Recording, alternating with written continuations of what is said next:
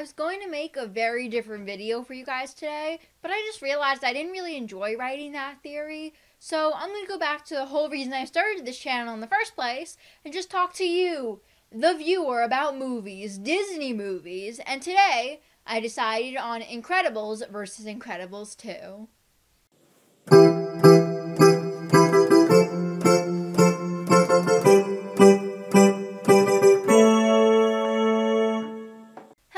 I'm Julie from Nostalgia Studios, where we talk about your favorite things from your childhood. Today, we're going to talk about one of my all-time favorite movies of all time, and the sequel that was good, but not super good, and why it was not quite good enough.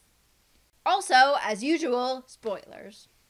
Most people will start this video by talking about what I like about The Incredibles, but I'm not most people, so I'm going to start talking about Incredibles 2, then I'll, go back and talk, you'll see.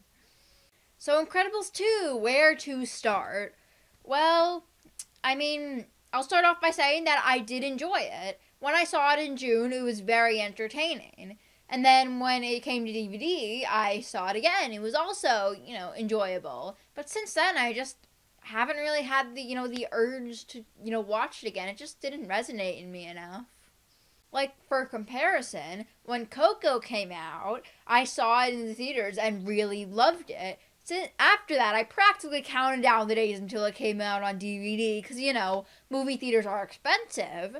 And since then, I've watched it on a pretty frequent basis. Like, not like every day or week or anything, but like at least like once or twice a month.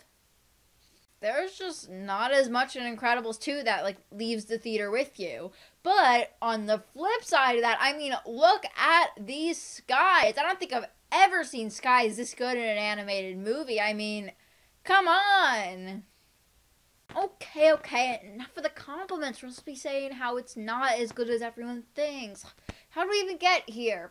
Apparently, I'm not very good at being mean to Pixar films. Whatever, I've stalled long enough. Let's get into the stories. Hands down, reasons number 1, 2, 3, 4, a million that Incredibles 2 wasn't as good as its original was the villain. Now, The Incredibles has an amazing villain. Syndrome is funny, entertaining, smart, and has a lot of personality. And he even really fits into one of the main messages / tropes that they wanted to implement into The Incredibles, which was, just because they're super doesn't mean they're perfect. For example, Syndrome has all its amazing tech, like 0-point energy, but doesn't mean he's perfect at using it. Like, he sometimes ends up throwing Mr. Incredible across the island when he's supposed to be gloating to him about how great his plan is, or even just his whole robot doesn't, respond to him because it's so good. Syndrome's not perfect, but his swagger and comedic timing and just how relatable he is some of the key reasons for his character's likability, and some of his scenes are some of the funniest in the whole movie. For Incredibles 2, Evelyn is okay. She maybe has a bit of a better backstory than Syndrome. Like, come on, even if Mr. Incredible was Syndrome's childhood hero, did that never change? Was Syndrome going through his teenage and adult years still obsessing over this guy? He never got into, a pop star or a rock and roll band or, a movie franchise or find anyone else he liked more as a hero? Evelyn, though, had a really good reason to blame the supers. The death of her parents. Though, I fail to see how that translated into, the anti-screen and anti-technology stuff. Side note, something I thought was pretty hilarious is that Pixar, who makes money off people watching their movies on screens, makes the villain of their movie someone who is, anti-screens. I just thought that was funny. Also, an ongoing theme from the first movie was villains with good messages. Syndrome was saying you don't have to be born special to be special, and you just have to work hard enough. And then Evelyn's just trying to get kids off their devices. But of course the message of family just has to be both of those. Speaking of family, Incredibles 2 seemed to have a lot less to do with family, or even super family. Like, for the whole movie, Helen is away, and at the end, it's more kids save the day than, yay, if we work together, we can do this. Also, on Super Family, this movie didn't have as much as what I said for the trope of the first movie was, that Super Family still had super problems. And, like, yeah, of course, the Jack scenes were hilarious. I mean, at some points, I just want the whole movie to be about taking care of a super baby and not about all the boring screenslaver stuff. But the thing is, Violet and Dash's conflicts have pretty much nothing to do with their powers. They seem more like cliche teenager and child problems. Like, in the first movie, Violet's whole conflict that she wanted to fit in and be normal, which fits right into the trope, because just because she has all these amazing powers doesn't mean she actually wants them. In Incredibles 2, on the other hand, Violet's problems are boy troubles, and it has a bit to do with her powers, but it's really just the life of a stereotypical cliche teenager more than insight of a life of a superhero.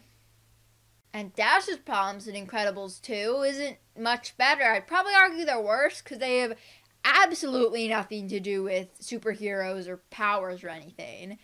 In the first Incredibles, Dash's main conflict is that he wanted to go out for sports, but his mom would let him because it would give away that he had powers. And, I mean, it fits right into the trope because, like, as we said before, powers are not always a good thing, and sometimes they're not wanted. However, in Incredibles 2, Dash's main problem, which has absolutely nothing to do with superheroes or powers or even his character, but he has trouble with math. I mean, in defense of Pixar, the scenes with Mr. Incredible trying to teach Dash were pretty hilarious, but come on, Pixar, you don't create an entire main character's plot line to be based on a joke. Come on, that's such an Illumination thing to do. You're better than that. Anyway, reason number 3, kind of a combination of the previous two, but the characters. Where to start? Well, I'll just start from The Incredibles. Every single character in The Incredibles is just entertaining to watch in some way. Like, this character, and this character, and this character. Don't even know who this kid is, but does he make me want to laugh? Like, and those are just, like, the one-sceners. Main characters. Dash is funny. Frozone's pretty great. Mr. and Mrs. Credible, they're just so relatable. Jack, legendary. And of course, Edna. Now, Edna, I do want to talk about. She is one of the characters, and a lot of people tend to disagree, but I think that she is not used very well in Incredibles 2. Sure, there's the whole babysitting Jack thing, that's funny enough, but wait, what makes Edna legendary are her catchphrases. Here are some examples. I never look back, darling, distracts from the now. Words are useless, gobble, gobble, gobble, gobble, gobble, too much, darling, too much. Pull yourself together. No capes! In Incredibles 2, though, can you even remember a single thing she said? I mean, she probably said something funny, but you know when something's good is when you're walking out of the theater and you tell whoever's next to you and say, wow, my favorite part was when blah, blah, blah, blah, blah, blah, blah, said blah, blah, blah, blah, blah, blah, blah. An example for me is from Ralph Breaks the Internet, when Merida was speaking in like a really strong accent and then the other princesses said, we don't understand her, she's from the other studio. As a Pixar nerd, I found that hilarious, and I made sure to tell my friends about that when I got home, but to an average person watching the movie, they wouldn't think that's funny, so they wouldn't remember it when they walked out of the theater. Well, that's enough on Edna. Let's talk about all the new characters in Incredibles 2. Well, let's see. There's the Devers, and there are the other superheroes, such as Void. And let me tell you, none of these characters are memorable.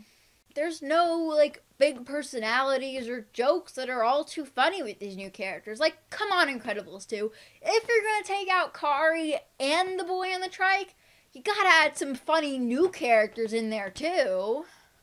I know I'm being harsh on this movie, and I actually did enjoy it, just not nearly as much as the first one. And I know it's very hard to make like sequels to classic movies, and but I believe in Pixar, and they better not mess up Toy Story 4. Well, that's all I have for you today, guys. Make sure to like, share, and hit that notification bell. You can subscribe by clicking here, and watch another video on Disney and Pixar by clicking here. Also, comment down below, what are your thoughts on Incredibles and Incredibles 2? Do you agree with me? Did you really like Incredibles 2 and thought Incredibles 1 was okay? I mean, I don't see how you can think that, but make sure to comment down below. See you guys next time. Bye!